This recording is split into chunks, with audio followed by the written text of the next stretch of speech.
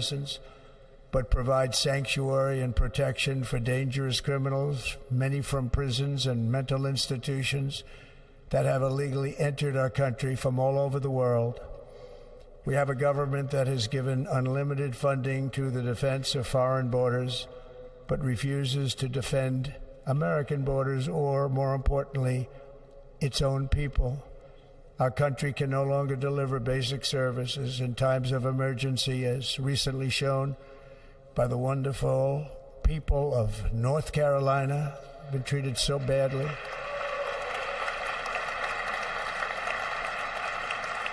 And other states who are still suffering from a hurricane that took place many months ago.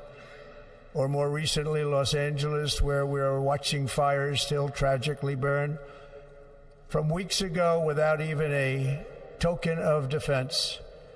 They're raging through the houses and communities, even affecting some of the wealthiest and most powerful individuals in our country, some of whom are sitting here right now. They don't have a home any longer. That's interesting. But we can't let this happen. Everyone is unable to do anything about it. That's going to change. We have a public health system that does not deliver in times of disaster, yet more money is spent on it than any country anywhere in the world. And we have an education system that teaches our children to be ashamed of themselves in many cases, to hate our country despite the love that we try so desperately to provide to them. All of this will change starting today, and it will change very quickly.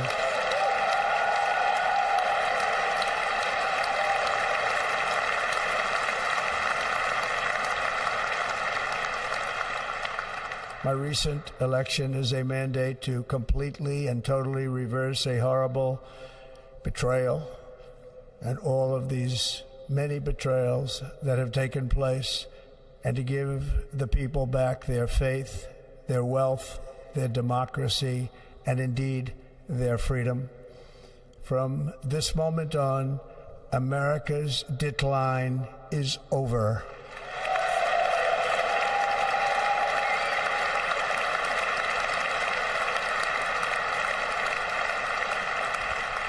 Our liberties and our nation's glorious destiny will no longer be denied, and we will immediately restore the integrity, competency, and loyalty of America's government.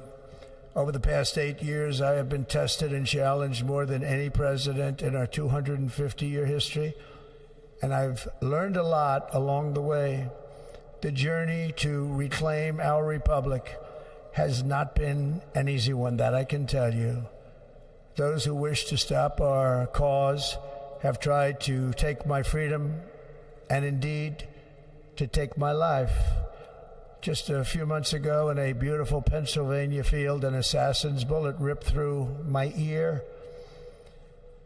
But I felt then, and believe even more so now, that my life was saved for a reason. I was saved by God to make America great again.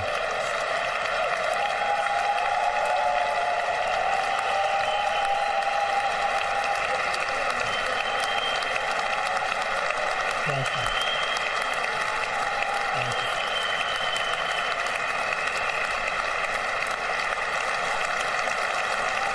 Thank you very much.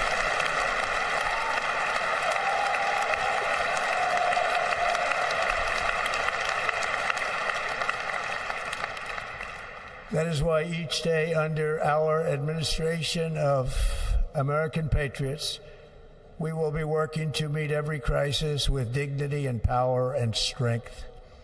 We will move with purpose and speed to bring back hope, prosperity, safety, and peace for citizens of every race, religion, color, and creed. For American citizens, January 20th, 2025 is Liberation Day.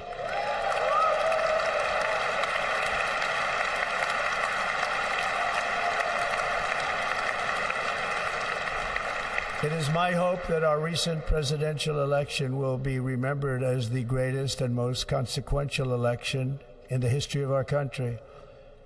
As our victory showed, the entire nation is rapidly unifying behind our agenda with dramatic increases in support from virtually every element of our society, young and old, men and women, African Americans, Hispanic Americans, Asian Americans, urban, suburban, rural, and very importantly, we had a powerful win in all 7 swing states, and the popular vote, we won by millions of people.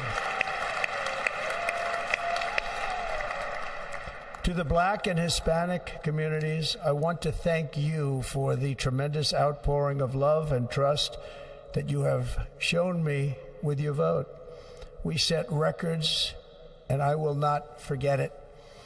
I've heard your voices in the campaign, and I look forward to working with you in the years to come. Today is Martin Luther King Day, and his honor, this will be a great honor, but in his honor we will strive together to make his dream a reality. We will make his dream come true.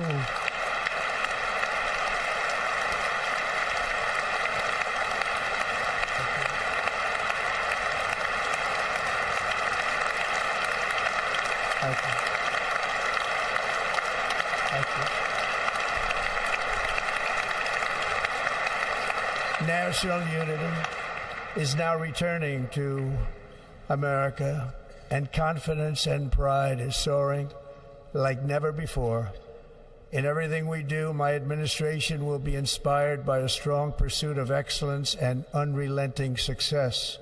We will not forget our country, we will not forget our Constitution, and we will not forget our God. Can't do that.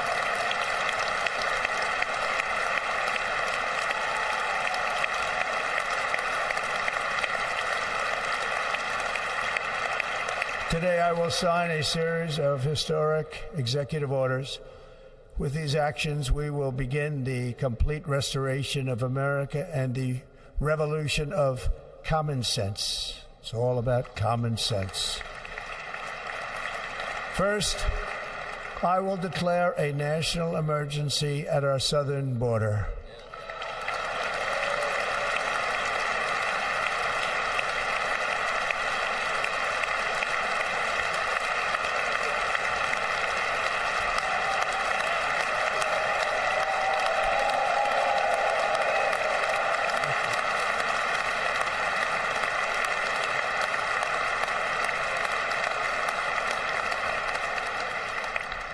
All illegal entry will immediately be halted, and we will begin the process of returning millions and millions of criminal aliens back to the places from which they came. We will reinstate my Remain in Mexico policy.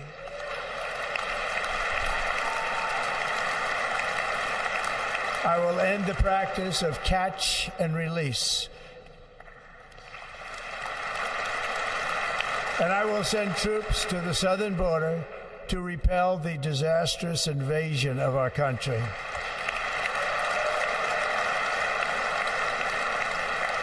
Under the orders I signed today, we will also be designating the cartels as foreign terrorist organizations.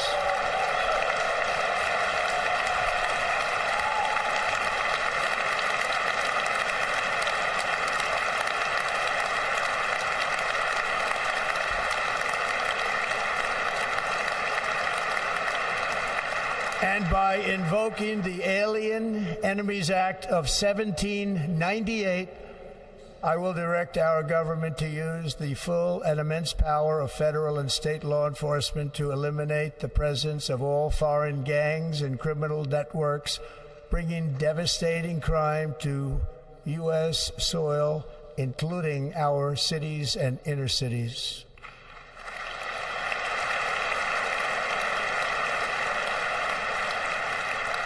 As Commander-in-Chief, I have no higher responsibility than to defend our country from threats and invasions, and that is exactly what I am going to do. We will do it at a level that nobody's ever seen before. Next, I will direct all members of my cabinet to marshal the vast powers at their disposal to defeat what was record inflation and rapidly bring down costs and prices.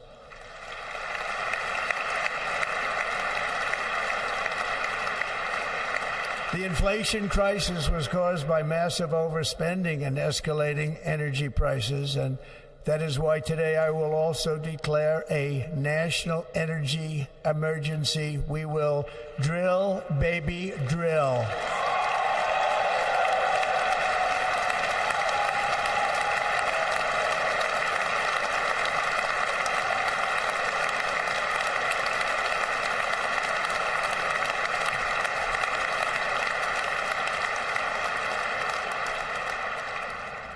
America will be a manufacturing nation once again, and we have something that no other manufacturing nation will ever have, the largest amount of oil and gas of any country on earth, and we are going to use it.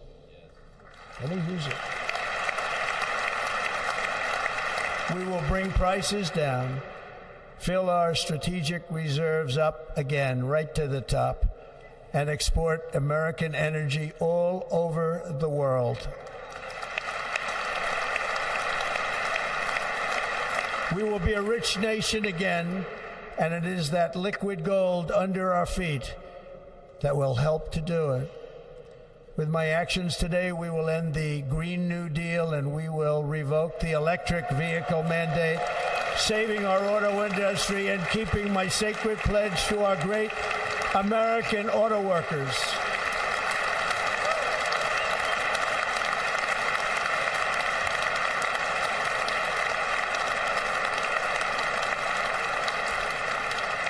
In other words, you'll be able to buy the car of your choice. We will build automobiles in America again at a rate that nobody could have dreamt possible just a few years ago. And thank you to the auto workers of our nation for your inspiring vote of confidence. We did tremendously with their vote.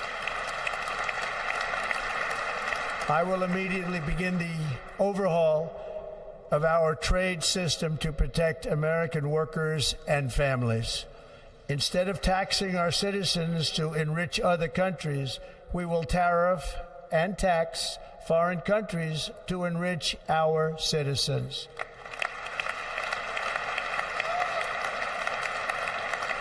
For this purpose, we are establishing the External Revenue Service to collect all tariffs, duties, and revenues. It will be massive amounts of money pouring into our treasury, coming from foreign sources.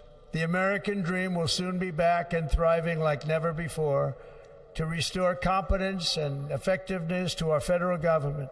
My administration will establish the brand new Department of Government Efficiency.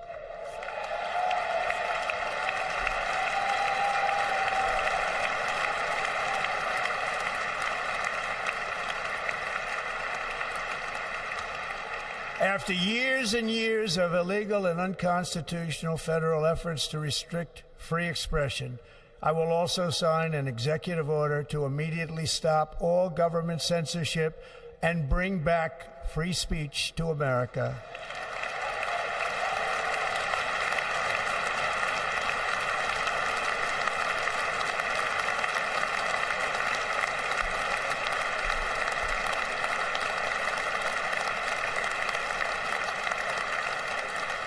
Never again will the immense power of the state be weaponized to persecute political opponents.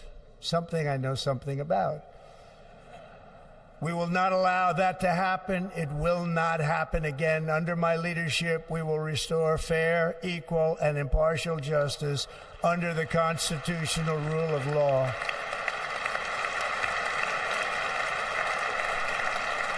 And we are going to bring law and order back to our cities.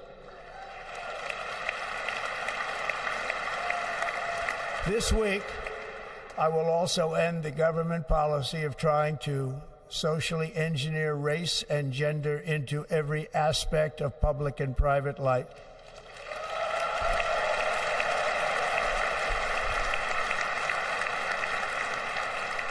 We will forge a society that is colorblind and merit-based.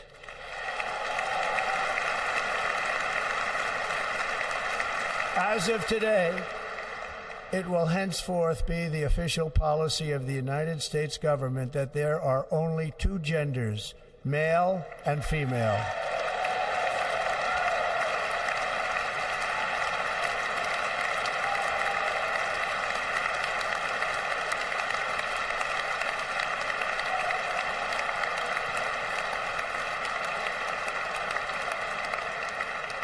This week, I will reinstate any service members who were unjustly expelled from our military for objecting to the COVID vaccine mandate with full back pay.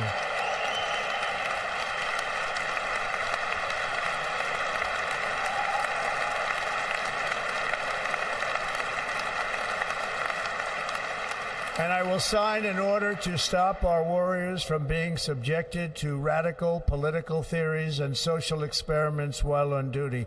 It's going to end immediately.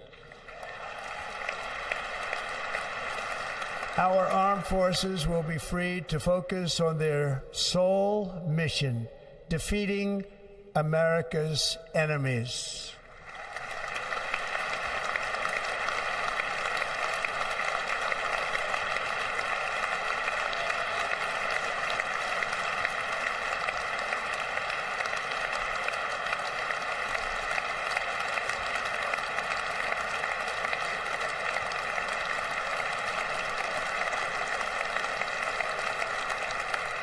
Like in 2017, we will again build the strongest military the world has ever seen. We will measure our success not only by the battles we win, but also by the wars that we end, and perhaps most importantly, the wars we never get into.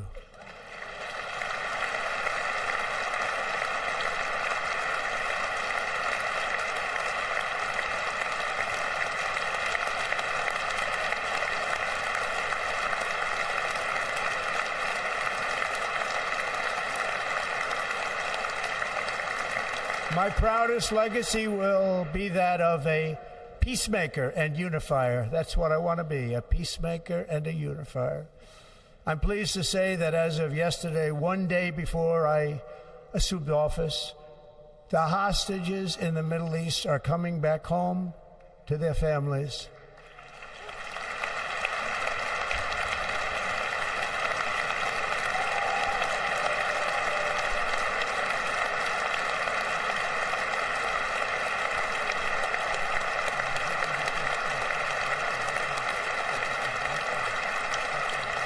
Thank you. America will reclaim its rightful place as the greatest, most powerful, most respected nation on earth, inspiring the awe and admiration of the entire world. A short time from now, we are going to be changing the name of the Gulf of Mexico to the Gulf of America, and we will restore the name of a great president, William McKinley, to Mount McKinley, where it should be and where it belongs.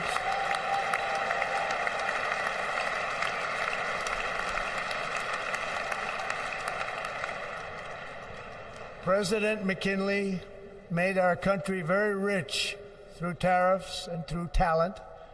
He was a natural businessman and gave Teddy Roosevelt the money for many of the great things he did, including the Panama Canal, which has foolishly been given to the country of Panama after the United States.